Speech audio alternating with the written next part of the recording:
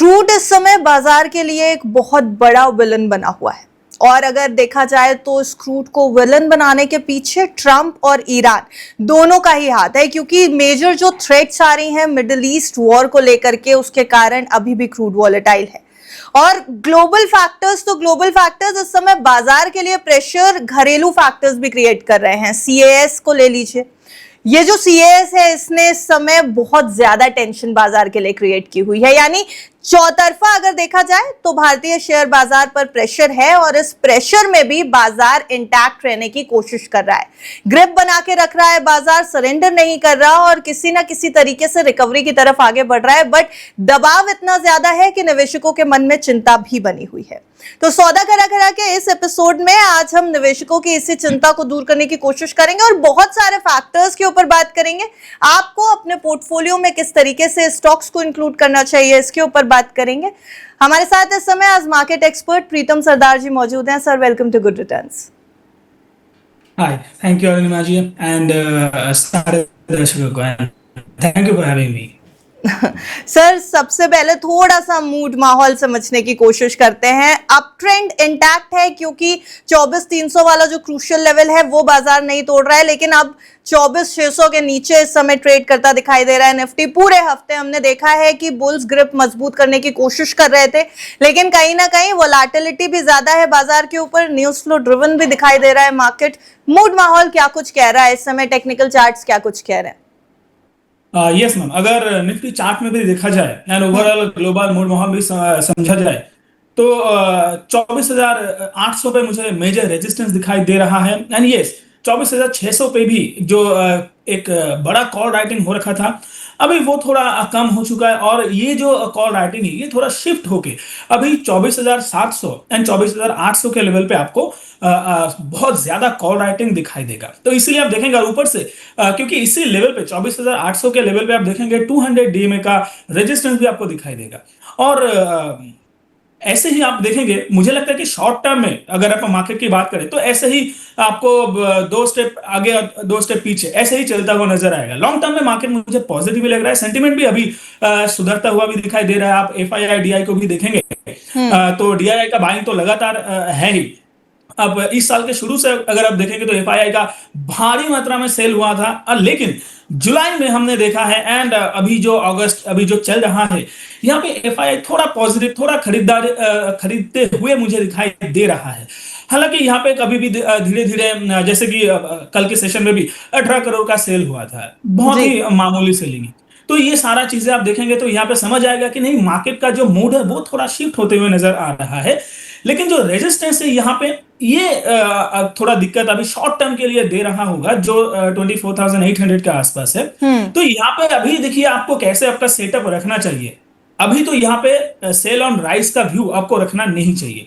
कभी भी आपको डिप मिले एंड अगर आपको 24,400 के आसपास, 24,350 के आसपास अगर वापस से मार्केट आपको देखना मिले, वहां पे आपको खरीदारी करना चाहिए। एंड साथ में जो सीएएस का जो चीजें था उसमें सेबी का क्लैरिटी भी आया हुआ है कि नहीं, सारा जो मैकेनिज्म है वो सारा कुछ ठीक ठाक है और इसी से हमको चलाना पड़ेगा। धीरे धीरे ये एडजस्ट हो जाएगा।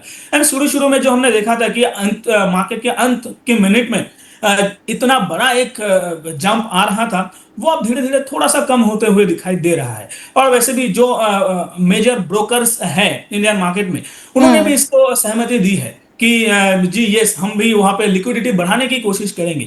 अब धीरे धीरे मुझे भी लगता है कि ये मैकेनिज्म जो है ये मैनिपुलेशन के खिलाफ है और ये रहना भी चाहिए। अब धीरे धीरे ये भी मार्केट संभाल ही लेगा और ये शॉर्ट टर्म सेंटिमेंट है। जी सर, एफआईआईस की खरीदारी की बात की है तो फिर ये भी समझना जरूरी है, थोड़ा सा निश्चिंत हो जाएं, ये ट्रेंड जारी रहेगा खरीदारी का?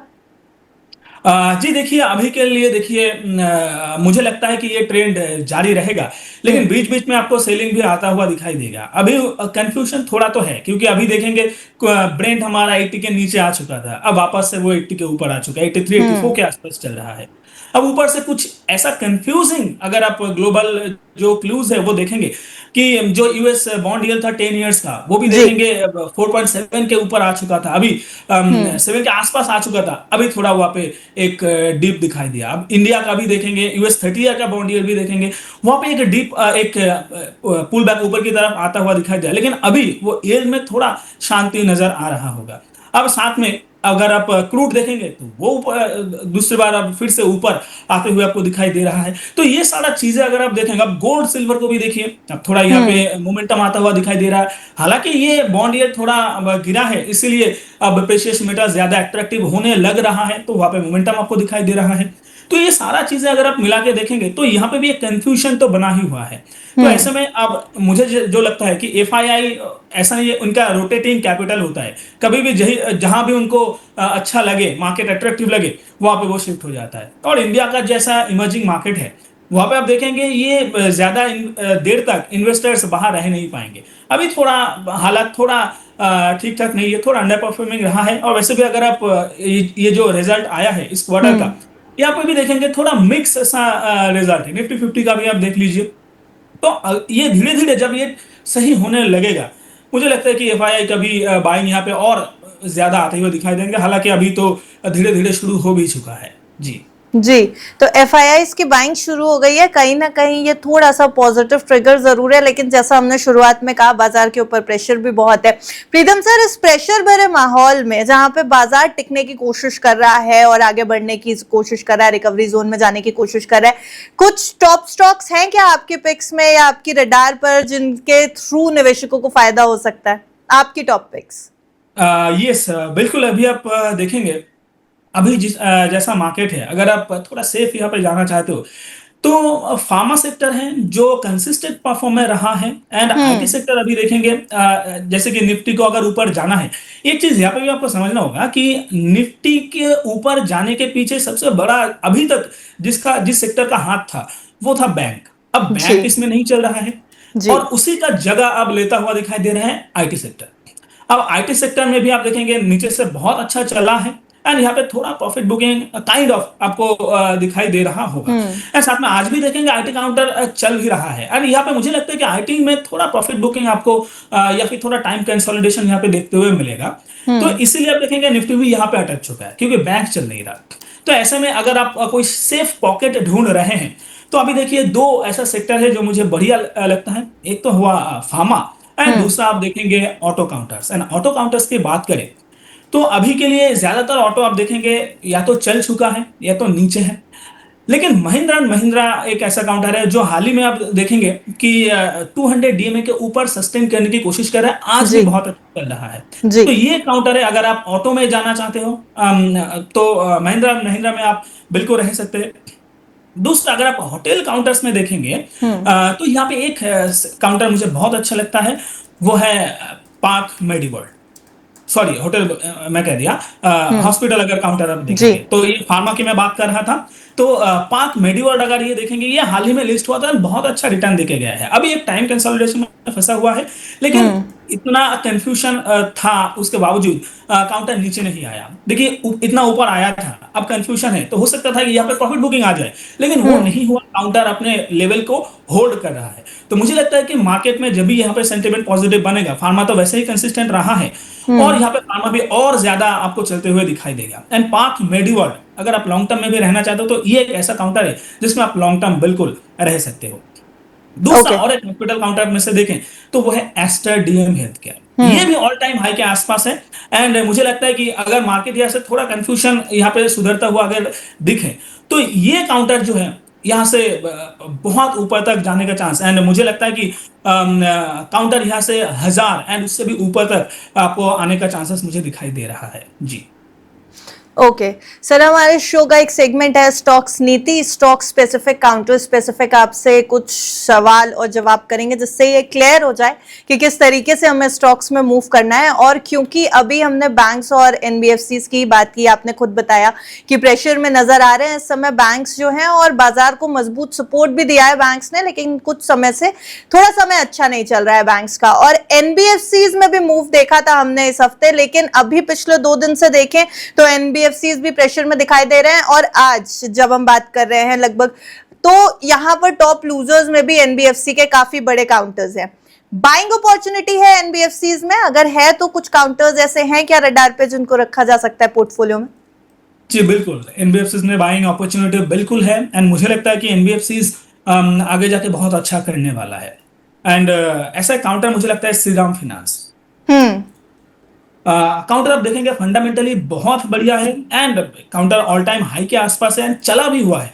आज एक हम्म। बढ़िया यहाँ पे एक प्रॉफिट बुकिंग देखने को मिल रहा है एंड मुझे लगता है कि यहाँ पे हर एक डीप आपके लिए एंट्री का मौका हो सकता है। तो बिल्कुल अभी जो जिस लेवल पे चल रहा है एंड जिस हिसाब से आज अब 2.5% का नीचे आया है एंड यहाँ से हम्म। कोई सपोर्ट मुझे दिखाई नहीं दे रहा, अभी के लिए यहाँ पे कोई पुल बैक भी नहीं आ रहा है। जी। तो मुझे लगता है कि काउंटर और थोड़ा नीचे आ सकता है एंड अगर मुझे काउंटर वापस से 1080 के आसपास अगर मिले तो मैं बिल्कुल यहाँ पे एक पोजीशन बनाना चाहूंगा। एंड साथ में और एक काउंटर जो मुझे अच्छा लगता है वो है एमएनएम फाइनेंस। हम्म। तो एमएनएम फाइनेंशियल सर्विस देखेंगे काउंटर ये भी ऑल टाइम हाई के आसपास है। मुझे लगता है कि यहाँ पे भी अगर आपको कोई भी डिप मिले तो वो आपके लिए खरीदारी का मौका हो सकता है। अभी देखिए बहुत अच्छा चला हुआ है तो हो सकता है कि यहाँ पे काउंटर आपको थोड़ा प्रॉफिट बुकिंग यहाँ पे या फिर थोड़ा टाइम कंसोलिडेशन में जाता हुआ दिखे, लेकिन वो आपके लिए एक अच्छा मौका रहेगा। काउंटर में मेरा रिकमेंडेशन भी रहा है, इसी लेवल पे रिकमेंडेशन रहा है, लेकिन अच्छा होगा कि अगर थोड़ा डीप मिले और डीप में आप खरीद पाए।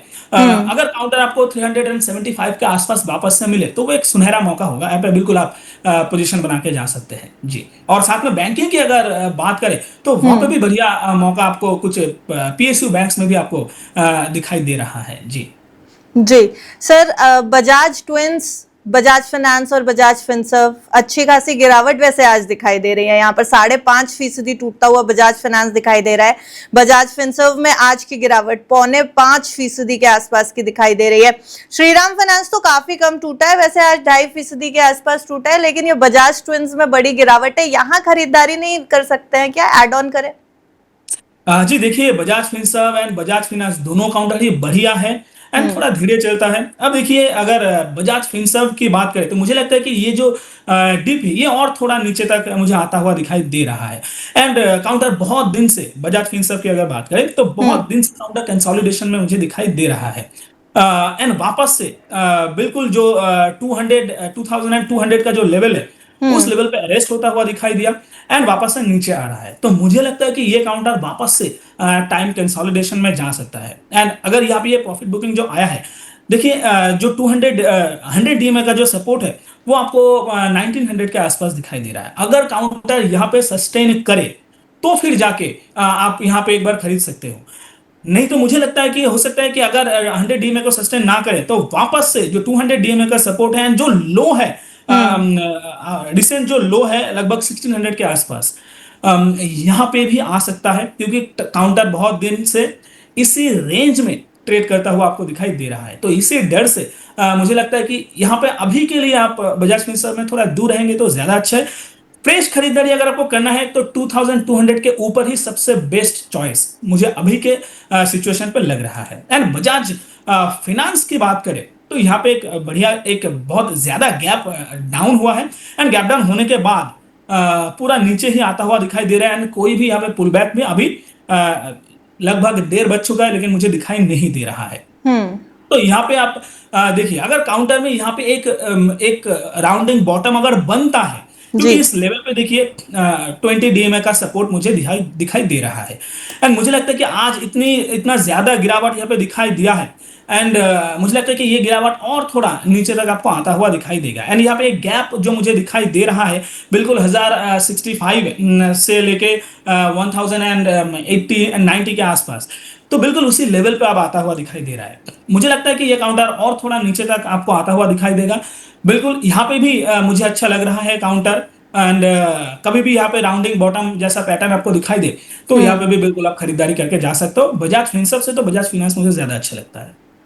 ओके सर, आईटी में चलते हैं जरा। टीसीएस, टेक महिंद्रा और एचसीएल टेक तीनों आज के टॉप गेनर्स में मौजूद हैं। निफ्टी 50 के तेजी दिखाई दे रही है आईटी में, लेकिन आईटी को प्ले कैसे करना है, क्योंकि फंस जाते हैं निवेशक जब जब तेजी में प्ले करने की कोशिश करते हैं। जी देखिए टीसीएस की बात करें तो इस लेवल पे भी मुझे बढ़िया लगता है, लेकिन एक चीज आपको समझना होगा कि पूरे आईटी काउंटर में ये एक एक्सटर्नल फैक्टर था जिसके लिए आईटी ज्यादा चले। यहाँ पे एक फोमो जैसा बना हुआ है क्योंकि देखिए कि अगर रिजल्ट की बात करें तो आईटी में रिजल्ट मॉडरेट था। टेक महिंद्रा बहुत अच्छा रिजल्ट दिया है, लेकिन बाकी टीसीएस देखिए, इंफोसिस देख लीजिए, मैं कहूंगा यहाँ पे एक मॉडरेट सा आपको रिजल्ट हम आया हुआ है।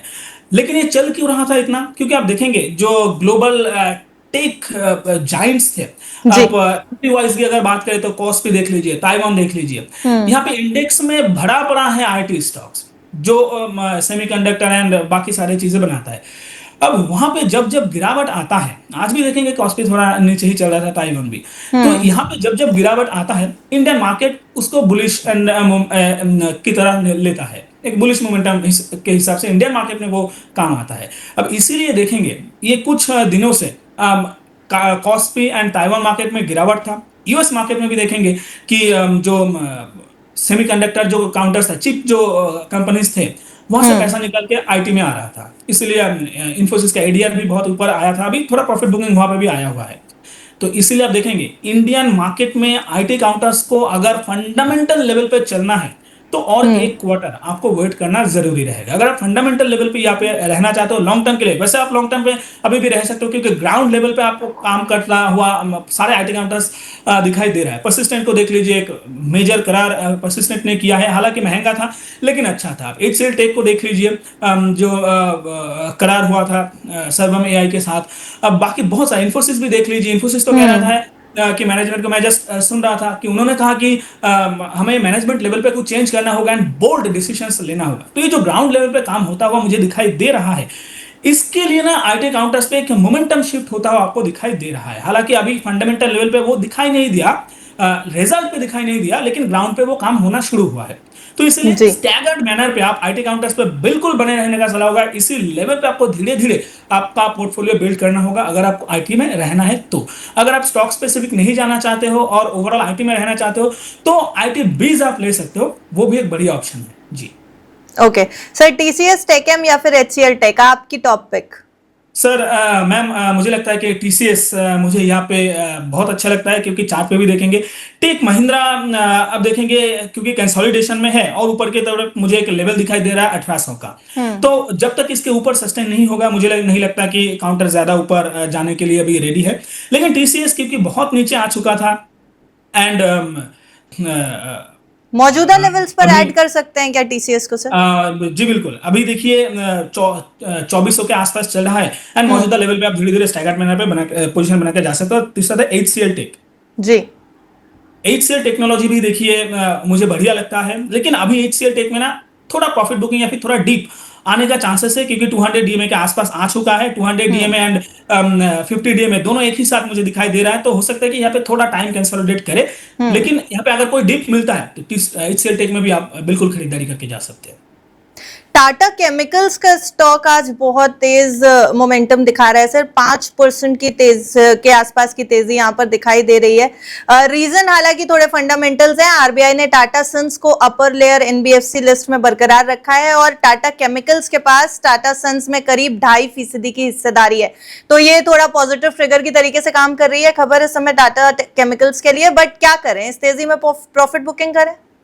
जी, मुझे लगता है कि यहाँ से कोई भी पुल बैक मिले, जैसे कि आज एक पुल बैक आपको देखने को मिला था एंड हम्म। लगभग हाई लगा था 700 के आसपास, जी। और वहां से पूरा जो मोमेंटम था वो खराब होते हुए दिखा था। अभी तो डे लो के आसपास चल रहा है। तो मुझे लगता है कि इस काउंटर में आपको लॉन्ग टर्म के लिए रहना नहीं चाहिए। लोअर लो लोअर हाई बनाते हुए नीचे ही आ रहा है। कोई भी हम्म। पुल बैक आता है 200 डीएमए से रिजेक्शन मिलता है बार बार, एंड इस बार भी ये मोमेंटम, आज का जो मोमेंटम था, जो हालांकि न्यूज की वजह से आया था, वही सेम चीज दिखाई दे रहा है। तो मुझे लगता है कि यहाँ पे कोई भी पुल बैक मिले, अगर किसी के पास पोजीशन है, यहाँ से निकल जाना चाहिए और फ्रेश खरीदारी का भी कोई सलाह यहाँ पे नहीं रहेगा जी। सर ट्रेंड, थोड़ा सा लूजर स्टॉक्स के बारे में भी बात करते हैं। ट्रेंड आज के टॉप लूजर्स में शामिल था। निफ्टी 50 के 2.5% की गिरावट दिखाई ट्रेंड ने। Q1 रिजल्ट्स तो बेहतर आए थे, बाजार का थम्स अप नहीं मिला। जी देखिए, ट्रेंड वैसे भी देखेंगे क्योंकि इसका रिजल्ट खराब होने के लिए ही इतना नीचे आया था। अब लास्ट क्वार्टर में रिजल्ट थोड़ा अच्छा आया था एंड हम्म। ये थोड़ा एंटिसिपेटेड था, इसीलिए अब देखेंगे जो अप्रैल में जो लो लगाया था 2200 के आसपास, उसके बाद काउंटर लगातार ऊपर ही आता हुआ दिखाई दिया है। लेकिन आज थोड़ा प्रॉफिट बुकिंग यहाँ पे दिखाई दे रहा है। एक रेजिस्टेंस मुझे दिखाई दे रहा है जो है 3000 के आसपास, क्योंकि यहाँ पे एक बड़ा गैप डाउन हुआ था एंड उसी के लेवल पे बिल्कुल ट्रेंड अरेस्ट होता हुआ दिखाई दिया है। अब देखिए काउंटर क्योंकि बहुत नीचे आ चुका था एंड फंडामेंटल लेवल पे काउंटर में थोड़ा गड़बड़ हुआ था, रिजल्ट खराब हो रहा था लगातार। तो इसीलिए आप देखेंगे यहाँ पे जो मोमेंटम आया था, कोई फोमो में इन्वेस्ट करके गया, कोई फंडामेंटल रिजल्ट आया था इसीलिए इन्वेस्ट करके गया। अब जितना भी ये चला है बहुत ज्यादा चल चुका है, राइट? क्योंकि एक क्वार्टर के रिजल्ट के हिसाब से अगर आप देखेंगे तो इसीलिए आप देखेंगे यहाँ पे थोड़ा मुझे लगता है कि टाइम कंसोलिडेशन में काउंटर जा सकता है इस लेवल पे। अगर यहाँ से भी आपको बड़ा मोमेंटम मिलना होगा तो फिर आपको अगला क्वार्टर के लिए वेट करना यहाँ पे जरूरी रहेगा। अगर आप फंडामेंटल लेवल पे यहाँ पे मोमेंटम देखना चाहते हो तो फिर अगले क्वार्टर के लिए आप वेट कर जाइए। जितना मोमेंटम यहाँ पे था वो लगभग हो चुका है एंड अच्छी बात यह है कि काउंटर 200 डीएमए के ऊपर अब सस्टेन कर चुका है एंड यहाँ पे टाइम थोड़ा कंसोलिडेट करने के बाद मुझे लगता है कि यहाँ से ऊपर जाएगा, लेकिन फंडामेंटल शिफ्ट के लिए एक क्वार्टर वेट कर जाइए, ज्यादा अच्छा रहेगा। जी ओके सर, LIC काफी ट्रेंडिंग दिखाई दे रहा है इस समय, क्योंकि बहुत सारे फंडामेंटल और रीजंस भी हैं और टेक्निकल चार्ट्स तो आपसे समझेंगे, बट एक बार फंडामेंटल रीजन बताती हूँ। LIC एक तो चर्चा में आ गया क्योंकि गवर्नमेंट जो है वो 6.5% स्टेक जो है ऑफर फॉर सेल यानी OFS के तहत बेचने की तैयारी कर रही है LIC में। और दूसरी बात, Q1 रिजल्ट्स आए हैं LIC के, जो कि उस कारण स्टॉक में भी तेजी दिखाई दे रही है इस समय, 1.5% के आसपास की तेजी। प्रॉफिट जो है वो 23% बढ़कर 13,492 करोड़ रुपए हो गया है LIC के Q1 year on year basis की मैं बात कर रही हूँ, सालाना आधार पर। और अगर नेट प्रीमियम रेवेन्यू देखें तो 7% की बढ़त यहाँ दिखाई दे रही है। अदर इनकम की बात करें तो 130 करोड़ से बढ़कर ये 635 करोड़ हो गई है। कुल मिलाकर के अगर हम रिजल्ट के नंबर्स देखें तो बाजार को भी पसंद आ रहे हैं ये नंबर्स, लेकिन स्टॉक में क्या करें? काफी ट्रेंडिंग स्टॉक है, लोग रडार पे रख रहे हैं, करना क्या है? जी देखिए, मुझे लगता है कि बाजार को पसंद आया है ये, मुझे नहीं लगता, क्योंकि देखिए एक डोजी जैसा कैंडल यहाँ पे बना हुआ है। अब देखेंगे जितना प्रोजेक्शन था, अच्छा रिजल्ट तो अच्छा आया है खैर, लेकिन प्रोजेक्शन के हिसाब से यहाँ पे उतना अच्छा नहीं हुआ है जितना एस्टिमेशन था। अब बाकी देखिए यहाँ पे गैप अप ओपन हुआ था, इसलिए आपको 1.6% अभी ऊपर दिखाई दे रहा है। लेकिन अभी देखिए काउंटर डेली चार्ट अगर देखेंगे तो एक डोजी जैसा कैंडल बना हुआ है। अगर रिजल्ट इतना, मार्केट इसको इतना शाबाशी अगर देता तो आज यहाँ पे एक बड़ा मारूबोजू कैंडल दिखाई देता। अब ऊपर से आप देखिए काउंटर लगातार कंसोलिडेशन में ही है एंड एक डबल बॉटम तो बनता हुआ दिखाई दिया है 360 के लेवल पे एंड ये बनने के बावजूद काउंटर वापस से उसी लेवल को टेस्ट करने के लिए नीचे आ रहा है। एक गैप डाउन हुआ था जिस दिन वो न्यूज आया था कि गवर्नमेंट अपना 6% वो सेल कर रहा है एंड जिस दिन एग्जीक्यूशन हुआ था एक गैप डाउन ओपन हुआ था एंड उस गैप डाउन में काउंटर 50 डीएमए के नीचे आ चुका था। अभी मुझे लगता है कि 50 डीएमए, 200 डीएमए एंड 100 डीएमए ये सारा एक ही जगह पे क्लस्टर्ड मुझे दिखाई दे रहा है। तो ये लेवल जो है, ये जो जोन है, ये एक मेजर रेजिस्टेंस जोन बनता हुआ मुझे दिखाई दे रहा है। हालांकि देखिए काउंटर फंडामेंटल बहुत ही बढ़िया है, लेकिन चार्ट में देखेंगे तो मुझे नहीं लगता कि यहाँ पे इन्वेस्टर्स उतना एग्रेसिवली यहाँ पे अभी पोजीशन बना रहा है। वॉल्यूम बहुत ज्यादा आया था क्योंकि यहाँ पे इतना बड़ा हैंड चेंज हुआ है शेयर्स का, तो इसलिए वॉल्यूम यहाँ पे इतना बड़ा आपको दिखाई दे रहा है। बाकी थोड़ा वेट कीजिए, अभी यहाँ पे पोजीशन बनाएंगे तो फंसने का चांसेस है। टाइम कंसोलिडेशन में काउंटर जाता हुआ मैं देख पा रहा हूँ। जी सर, स्ट्रैटेजी क्या रखनी है? खरीदारी करनी है, सेल ऑन राइज करें या फिर अभी वेट एंड वॉच में ही रहना है? अभी वेट एंड वॉच का ही, इसलिए मैंने कहा कि टाइम कंसोलिडेशन में जा सकता है, आप यहाँ पे वेट कर जाइए। अभी इन्वेस्टमेंट का सलाह यहाँ पे नहीं रहेगा। फिर से 200 डीएमए के ऊपर एक बार सस्टेन होने दीजिए, फिर जाके आप इन्वेस्ट कर सकते हैं। जी दो स्टॉक्स और ट्रेंड में आए हुए हैं सर, वारी एनर्जीज और सुजलॉन। इन दोनों की चर्चा भी आपसे कर लेते हैं क्योंकि डोनाल्ड ट्रम्प ने थोड़ी सी टेंशन फिर से दे दिया। 15% टैरिफ ऑन सोलर चिप्स और मॉड्यूल्स, और इस टैरिफ के बाद जो एनर्जी स्टॉक्स हैं उनके ऊपर भी थोड़ा फोकस गया, सेमीकंडक्टर काउंटर के ऊपर थोड़ा फोकस गया। वारी एनर्जीज फोकस में आया हुआ है क्योंकि बड़ा एक्सपोर्टर है सोलर चिप्स का यूएस को इंडिया से, और अभी इसको प्ले कैसे करना है, इस स्टॉक में क्या कुछ करना है?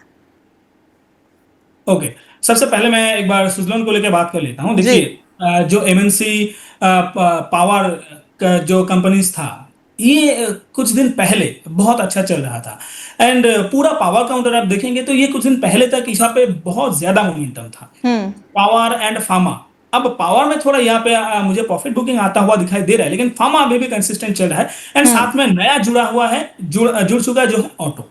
तो मुझे लगता है कि जो पावर कंपनीज था वहां पे अभी आप थोड़ा दूर रहे तो ज्यादा अच्छा रहेगा। हाँ, स्टॉक स्पेसिफिक तो कुछ काउंटर्स में मोमेंटम चल रहा है, लेकिन सुजलॉन एनर्जी की बात करें तो मुझे लगता है कि यहाँ पे आपको अभी थोड़ा दूर रहना चाहिए, क्योंकि एक मोमेंटम जो 60 तक दिखाई दिया था वो फेल होता हम्म। हुआ दिखाई दे रहा है एंड वापस से काउंटर 150 एंड 200 डीएमए के नीचे आ चुका है, इसी लेवल पे सस्टेन करता हुआ मुझे दिखाई दे रहा है।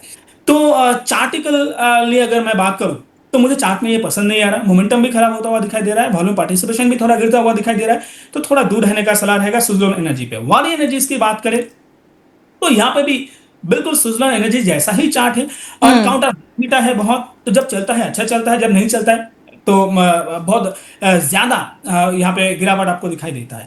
काउंटर मेजर मूविंग एवरेजेस से नीचे ही चल रहा है, मोमेंटम भी यहाँ पे खराब होता हुआ दिखाई दे रहा है एंड पार्टिसिपेशन भी यहाँ से थोड़ा कम ही होता हुआ दिखाई दे रहा है। मेजर सपोर्ट जोन के आसपास अभी ट्रेड कर रहा है, मुझे लगता है कि जब तक काउंटर 400 के ऊपर ट्रेड कर रहा है तब तक ठीक है। अगर ये हम्म। लेवल टूटता है तो काउंटर 2000 की लेवल भी टेस्ट कर सकता है। तो अभी जिनके पास है ये 2400 का लेवल का एक स्टॉप लॉस लगा के आप होल्ड कीजिए, फ्रेश खरीदारी यहाँ पे ना करें तो ज्यादा अच्छा रहेगा। जी सर, लास्ट सेगमेंट, इन्वेस्टर्स को कोई सलाह कैसे ट्रेड करना है, क्योंकि हमने शुरुआत में भी बताया था कि सीएस जो चल रहा है, सीएस, उसके कारण काफी ज्यादा कंफ्यूजन इस समय हो गई है कैश के कारण, और ये जो क्लोजिंग ऑक्शन सेशन है उसको लेकर के ट्रेडर्स भी बहुत परेशान है। कैसे प्ले करें अब मार्केट को, अगले हफ्ते क्या स्ट्रैटेजी लेकर के चलें, और खास तौर से ये जो आखिरी के कुछ मिनट होते हैं जहां कंफ्यूजन हो जाता है उसको कैसे प्ले करना है? जी देखिए, सबसे पहला सलाह तो रहेगा ये धीरे धीरे ठीक हो जाएगा, क्योंकि जितना लिक्विडिटी यहाँ पे बढ़ता हुआ दिखाई देगा क्लोजिंग सेशंस हम्म। पे, वहां पे ये जो वोलेटिलिटी है वो कम होता हुआ आपको दिखाई देगा। अब बात ये है कि यहाँ पे सेबी का जो रूल है एंड जो ग्लोबल बाकी बड़े बड़े जो देश है, डेवलप्ड कंट्री है, वो भी इसी रूल को फॉलो करता है। अब क्योंकि हमें लिक्विडिटी का इशू है तो यहाँ पे बड़ा जंप हमें देखने को मिलता है, लेकिन अगर हम्म। ऑप्शन की बात करें तो यहाँ पे मुझे लगता है कि उतना ज्यादा यहाँ पे प्राइस में फर्क मुझे दिखाई नहीं दे रहा है। हाँ, जब गैप अप या फिर गैप डाउन हो रहा है आखिरी हम्म। मोमेंट पे ऑप्शन के प्राइस में उतना चेंजेस मुझे, क्योंकि हमने इसको टेस्ट किया हुआ है कि क्या हो रहा है, क्योंकि हम भी रिकमेंड करते हैं क्लाइंट को, तो जी। ये हमें भी करके देखना चाहिए कि क्या हो रहा है, फिर जाके हम रिकमेंड करेंगे। तो हमने जो चेक किया था वहां पे हमें ये पता चला कि जब इतना बड़ा गैप अप या फिर इतना उछाल दिखाई देता है, लेकिन ऑप्शन के प्राइस में उतना कुछ दिखाई नहीं देता, लेकिन हम्म। अगले दिन सुबह ये सारा कुछ एडजस्ट होता है एंड जो ऊपर की तरफ एक जंप होता हुआ दिखाई देता है एंड अगले दिन क्या होता है, बिल्कुल गैप अप होता है वैसे ही सारे ऑप्शन प्राइस में, लेकिन वो धीरे धीरे नीचे आके बिल्कुल जैसा नॉर्मल था उस हिसाब जी। से वो adjust हो जाता है। तो अब हम्म। देखिए, लेकिन दिक्कत यहाँ पे ये है कि एक्सपायरी के दिन, क्योंकि एक्सपायरी के दिन वो एडजस्टमेंट होता हुआ आपको नहीं दिखाई देता। तो जो रिटेल ट्रेडर्स हैं, हम्म। मेरा सलाह होगा कि 3 बजे से पहले पहले आप अपना पोजीशन काट लीजिए जी। एंड शॉर्ट टर्म के लिए आप ये करते रहिए, क्योंकि धीरे धीरे जब ये सही हो जाएगा तब आपको ये दिक्कत नहीं आएगा, लेकिन जब तक ये चल रहा है तब तक 1 महीना 1.5 महीना ही आप पकड़ के चलिए कि तब तक अपना 3 बजे से पहले पहले अपना पोजीशन स्पेशली डेरिवेटिव्स में आप काट हम्म। लीजिए। कैश में तो कोई दिक्कत है ही नहीं, डेरिवेटिव में आप काट लीजिए, शायद आप ज्यादा सेफ रहेंगे। जी कुल मिलाकर के सर, बाजार के लिए अगला हफ्ता स्मूथ रहने वाला है या थोड़ा हिकअप्स को हम इमेजिन करके चलें? जी बिल्कुल, अगला हफ्ता भी मुझे लगता है कि अगर ब्रॉड इंडेक्सेस की बात करें तो हम्म। ऐसा ही चलता हुआ आपको दिखाई देगा एंड ये पूरा साल आप देखेंगे यहाँ पे ऐसे ही आपको दिखाई देगा, 2 स्टेप आगे तो 1 स्टेप पीछे, पूरा साल आपको ऐसे ही चलता हुआ दिखाई देगा। एंड अभी जो रेजिस्टेंस मुझे दिखाई दे रहा है 24,800, जब तक काउंटर इसके निफ्टी इसके ऊपर सस्टेन नहीं करता तब तक आपको ऐसा ही दिखाई देगा। तो यहाँ पे ज्यादा हेवी पोजीशन लेने का मेरा सलाह नहीं रहेगा, जो भी डेरिवेटिव में काम कर रहे हो। सीएस का भी खतरा है एंड साथ में ये वोलेटिलिटी का भी खतरा है, तो थोड़ा पोजीशन हल्का रख के आप अगर फ्यूचर में इंडेक्स लेवल पे ट्रेड करते हो तो हल्का रखने की कोशिश कीजिए। जी thank you so much sir for joining us today. हमारे इस एपिसोड में जिस तरीके से आपने स्टॉक्स एक्सप्लेन किए हैं और जो बाजार का मोमेंटम बताया है, मुझे लगता है व्यूअर्स को काफी ज्यादा फायदा होगा इस वीडियो से। Thank you so much. Thank you ma'am. And disclaimer थोड़ा रहेगा मेरा कि जो भी काउंटर इंस्ट्रूमेंट्स लेके मैंने आज डिस्कस किया है, ये मेरा या तो पीएचडी कैपिटल के पर्सनल पोर्टफोलियो में नहीं है। नो कॉन्फ्लिक्ट ऑफ इंटरेस्ट हो सकता है कि क्लाइंटों के पास हो, एंड अलग अलग मीडिया चैनल में रिकमेंडेशन भी हो सकता है, and registration granted by SEBI, membership of BSE and certification of NISM. No way guarantee any performance of intermediary or provide any assurance of return to the investors. अगर आपको इन्वेस्ट करना है, हो सके तो आप खुद से एनालिसिस कीजिए, नहीं तो अपने वित्तीय सलाहकार से सलाह लेके फिर इन्वेस्ट कीजिए। Thank you sir.